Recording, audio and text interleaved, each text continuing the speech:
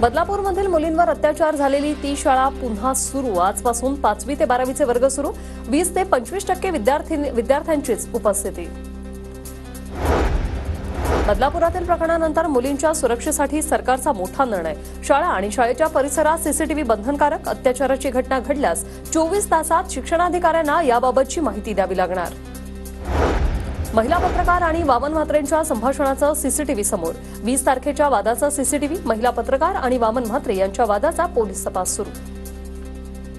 बदलापुरात दहीहंडीला DJ वाजणार नाही। Badlapur sound असोसिएशनकडून दहीहंडीसाठी डीजेची कामं रद्द। बदलापुरातील चिमुकलीवरील अत्याचाराच्या घटनेनंतर साऊंड असोसिएशनचा निर्णय।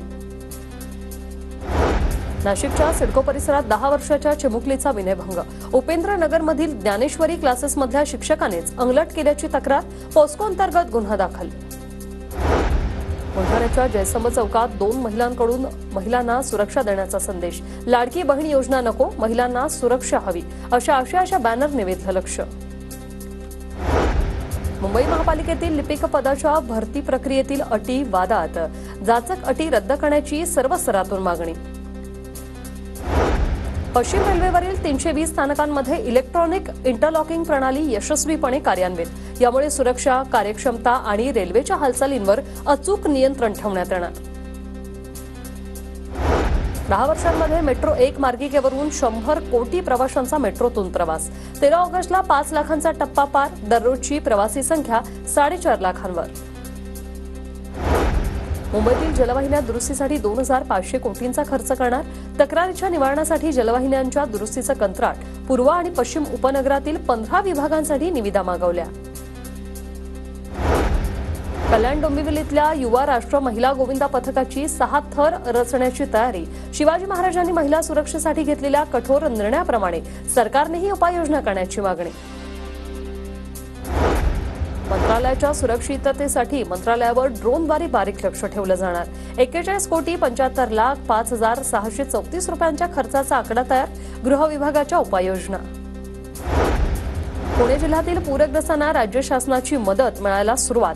10,000 प्रत्येकी मदत मिळणार। 16,407 नागरिक पुरामुळे बाधित। नेपाळमधील बस दुर्घटनेत जळगावातील 27 यात्रेकरूंचा मृत्यू। केंद्रीय मंत्री रक्षा खडसे नेपाळमध्ये जाऊन त्यांनी घेतला आढावा। तर मृतदेह राज्यात आणण्याची कार्यवाही सुरू। मृतांच्या नातेवाईकांना सरकार मदत करणार। मुख्यमंत्री शिंदेंची माहिती। जालन्याच्या गजकेसरी स्टील कंपनीत भीषण स्फोट। घटनेत 22 कामगार जखमी। सुदैवानं जीवितहानी नाही। जालना शहरासह औद्योगिक वसाहतीत काही वेळ गोंधळ। भाजप आमदार जयकुमार गोरेंच्या ताफ्यातील भरधाव वाहनामुळे दुचाकीला उडवलं। 2 युवक ठार। माण तालुक्यातील बिदाल शेरेवाडी मार्गावरील घटना। शिखर धवनची क्रिकेटच्या सर्व फॉर्मॅटमधून निवृत्तीची घोषणा। मी माझ्या क्रिकेट प्रवासाचा अध्याय थांबवतोय। सोशल मीडियावर भावनिक व्हिडिओ केला पोस्ट। एअर इंडियाला 90 लाखांचा दंड। अपात्र वैमानिकाने विमान चालवल्याने कारवाई।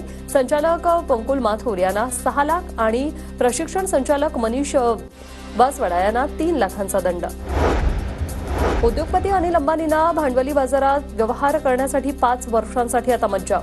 रिलायन्स होम फायनान्सचा निधी अन्यत्र वळवल्याप्रकरणी कारवाई।